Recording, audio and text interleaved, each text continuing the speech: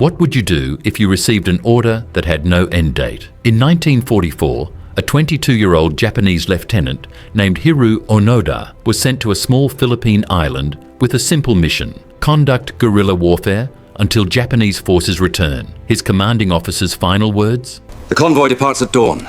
Ensure readiness. Yes, Major. Never surrender. Surrender is never an option for an Imperial soldier. It may take 3 years, it may take 5, but whatever happens, We'll come back for you. 6 months later, World War II ended, but Onoda didn't stop fighting. For the next 29 years, 10,585 days, Onoda lived in the jungle. I stayed here, waiting for orders that would never come. He survived on stolen food. He preserved his 500 rounds of ammunition. He engaged in firefights with local police. And tragically, his group killed approximately 30 Filipino civilians during those decades. The Japanese government declared him dead in 1959, but in 1974, a young Japanese adventurer found him, alive, armed, and still on his mission. When the adventurer told him the war was over, Onoda refused to believe it. "I will only surrender," he said. I will only surrender if I receive direct orders from my commanding officer. So they found his 60-year-old former officer, now a bookseller, and flew him to the Philippines. And there, in that jungle clearing on March 9th, 1974, Major Taniguchi finally said the words Onoda had been waiting 29 years to hear. You are relieved of your duties. Only then did Onoda surrender. Only then did he hand over his rifle, his grenades, his sword. And when he did, he wept, not from relief, but from shame, because he believed he'd failed his mission. This is the true story of Hiroo Onoda, a story about loyalty, survival, and the cost of following orders at any price. Hiroo Onoda was born on March 19, 1922, in Wakayama, Japan. He came from a warrior family. His ancestors were samurai, and his father had been a cavalry sergeant in the Sino-Japanese War. At age 20, in 1942, Onoda was conscripted into the Imperial Japanese Army, but he wasn't like regular soldiers. He was singled out for special training at the Nakano School, Japan's intelligence and guerrilla warfare academy. There, Onoda learned survival skills, propaganda techniques, martial arts, covert operations, and most importantly, unconventional warfare. Unlike regular Japanese soldiers who were told to die rather than surrender,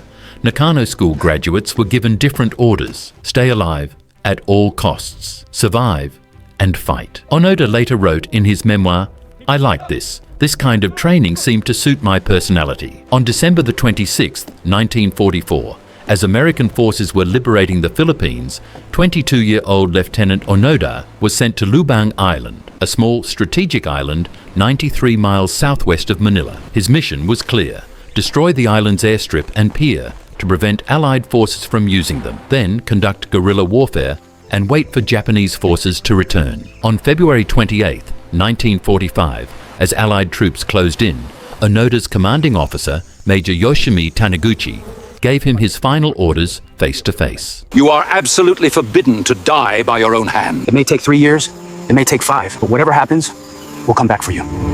Taniguchi shook Onoda's hand and left the island. That was the last time they saw each other for 29 years. What Taniguchi didn't know, what nobody could have predicted, was that World War II would end just 6 months later, on August 15th, 1945, when Emperor Hirohito announced Japan's unconditional surrender. But Onoda never heard that surrender, or rather, he heard it, but didn't believe it, and his war continued. When the war officially ended in August 1945, Onoda wasn't alone on Lubang Island. 3 other Japanese soldiers were with him: Private Yuichi Akatsu, Corporal Shoichi Shimada, and Private First Class Kinshichi Kozuka. Together, these 4 men formed a small guerrilla unit deep in the Philippine jungle. In October 1945, just 2 months after Japan's surrender, the 4 soldiers found a leaflet left by Filipino islanders. It read, "The war ended on August 15th. Come down from the mountain." But Onoda and his men didn't believe it. They concluded it was Allied propaganda, a trick to lure them out of hiding. After all, if the war was really over, why were Filipino forces still shooting at them when they raided farms for food? They decided to keep fighting. In 1950, after surviving alone for 6 months after leaving the group, Private Akatsu surrendered to Filipino forces. When the remaining 3 soldiers heard about this, they didn't think, maybe the war really is over. Instead, they thought, "This is a security problem. We need to be more careful." In February 1952, the US military tried a different approach. They dropped letters and family photographs from aircraft, urging the soldiers to come home. The messages included personal pleas from their families. Onoda picked up the leaflets. He saw photos of his family. He read the letters, and he concluded it was all fake. "These are filled with mistakes," he thought. "This is clearly American propaganda." My family is probably being forced to write these under occupation. The men became even more cautious and retreated deeper into the jungle. For the next decade, the 3 remaining soldiers lived like ghosts. They survived on wild bananas, coconuts, papayas, and occasionally stole rice from Filipino farmers. They built shelters from bamboo and palm leaves. They preserved their ammunition carefully, knowing they couldn't get more. In June 1953, Shimada was shot in the leg during a confrontation with local fishermen. Onoda nursed him back to health over several months, using jungle medicine and survival techniques from his Nakano school training. But on May 7, 1954, their luck ran out. Shimada was killed in a shootout with a Philippine Army patrol during a training exercise. The soldiers accidentally encountered each other, and in the chaos, Shimada was shot dead. Now there were only 2, Onoda and Kozuka. For the next 18 years, these 2 men became closer than brothers. They developed their own routines, their own language, their own world. They raided farms at night, burned rice piles to signal Japanese forces they believed were coming, and continued their personal war. In 1959, with no new sightings, the Japanese government officially declared both men dead, but they were very much alive, and they were still fighting. October 19th, 1972. After more than 20 years together in the jungle, Onoda and Kozuka conducted one of their routine raids on a Filipino farm. They were burning piles of harvested rice, their way of signaling that Japanese forces were still active on Lubang Island. But this time, local police were waiting. In the shootout that followed, 51-year-old Kinshichi Kozuka was killed instantly. Hiroo Onoda, now 50 years old, was completely alone for the first time in 27 years. Most people would have surrendered at this point. After all, what's the point of fighting a war when you're the only soldier left? But Onoda was not most people. He had received an order in 1944, and that order had no expiration date. He would continue the mission until officially relieved of duty or until death. For the next year and a half, Onoda lived in total isolation. No one to talk to, no one to share guard duty, no one to validate his reality, just him, the jungle, and his unwavering sense of duty. He later described this period as the hardest of his entire 29-year ordeal. When Kozuka died, he wrote, "I lost more than my companion. I lost my brother." But then something unexpected happened. On February 20th, 1974, a 24-year-old Japanese adventurer named Norio Suzuki was backpacking around the world. He had told his friends he was looking for 3 things: Lieutenant Onoda, a panda, and the abominable snowman, in that order. Suzuki actually went to Lubang Island to look for Onoda, and incredibly, he found him. Deep in the jungle, Suzuki encountered Onoda and called out to him in Japanese. After days of careful conversation and building trust, Onoda finally opened up to Suzuki. But when Suzuki told him the war was over and urged him to come home, Onoda refused. "I will not leave," Onoda said firmly. "I will only surrender if I receive direct orders from my commanding officer to do so. That is my duty." Suzuki took photographs with Onoda to prove their encounter, then returned to Japan with an urgent message. "Lieutenant Onoda is alive, and he's willing to surrender, but only to Major Taniguchi." The Japanese government immediately located Taniguchi, who had become a bookseller after the war. Now 60 years old, Taniguchi agreed to fulfill the promise he had made 29 years earlier. "We'll come back for you." On March 9th, 1974, Major Taniguchi flew to the Philippines with Suzuki and met Onoda in the jungle of Lubang Island. And there, nearly 3 decades later, Taniguchi officially relieved Lieutenant Onoda of his duties. March 9th, 1974. In a small clearing in the Lubang Island jungle, 52-year-old Hiroo Onoda stands before his 60-year-old former commanding officer, Major Yoshimi Taniguchi. Taniguchi reads the official orders. In accordance with the Imperial Command, the 14th Area Army has ceased all combat activity. In accordance with Military Headquarters Command Number -2003, the Special Squadron is relieved of all military duties. Units and individuals under the command are to cease military activities and place themselves under the command of the nearest superior officer. When Onoda hears these words, the formal official end to his mission, he begins weeping uncontrollably. He removes his rifle, carefully maintained for 29 years and still in perfect working condition. He hands over 500 rounds of ammunition. He surrenders several hand grenades.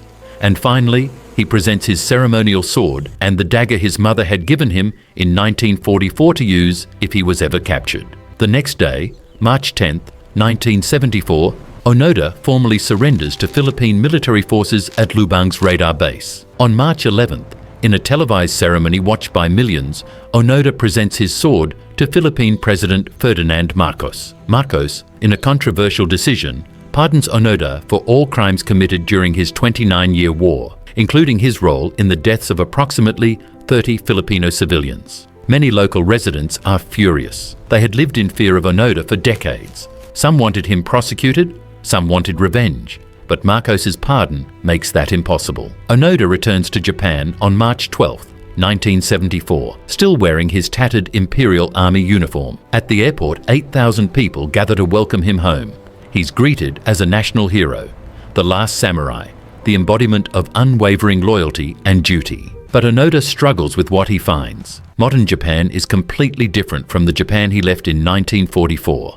The economy is booming, but traditional values, he feels, have eroded. People no longer show the same devotion to emperor and country. Everything feels alien. When asked what he thought about for 29 years in the jungle, Onoda gives a simple answer: nothing but accomplishing my duty. He writes a best-selling autobiography titled No Surrender, My 30-Year War, which becomes an international sensation. But Onoda can't adjust to modern Japanese life. In 1975, he moves to Brazil and becomes a cattle rancher, finding peace in the isolated wilderness that reminds him of Lubang Island. In 1984, after reading about a Japanese teenager who murdered his parents, Onoda returns to Japan to establish wilderness survival camps, Onoda Shizenjuku, to teach young people resilience, self-reliance, and traditional values. Hiroo Onoda died on January 16, 2014, at age 91 from pneumonia. He never apologized for the deaths on Lubang Island. To the end, he believed he was simply following orders. So what do we make of Hiroo Onoda's story? Is he a hero who showed unbreakable loyalty and incredible survival skills? Or is he responsible for the deaths of 30 innocent people who were simply trying to live their lives? The truth is probably both. Onoda was a product of his training, his era, and an order he took literally: never surrender. In his mind, he was a soldier doing his duty. To the families on Lubang Island, he was a killer who terrorized them for 3 decades. His story raises difficult questions. When does loyalty become dangerous? When does following orders become inexcusable? And what happens when a soldier's reality becomes completely disconnected from the world around him? Onoda's 29-year war didn't change history. It didn't affect the outcome of World War II. But it's a reminder of how powerful the human mind is, how belief, duty, and purpose can sustain someone through almost anything, and how sometimes the hardest battle isn't against the enemy. It's knowing when to stop fighting. If this story fascinated you, hit that like button and subscribe for more incredible true stories from history. Next week, I'm covering another soldier who survived impossible odds. You won't want to miss it. Thanks for watching.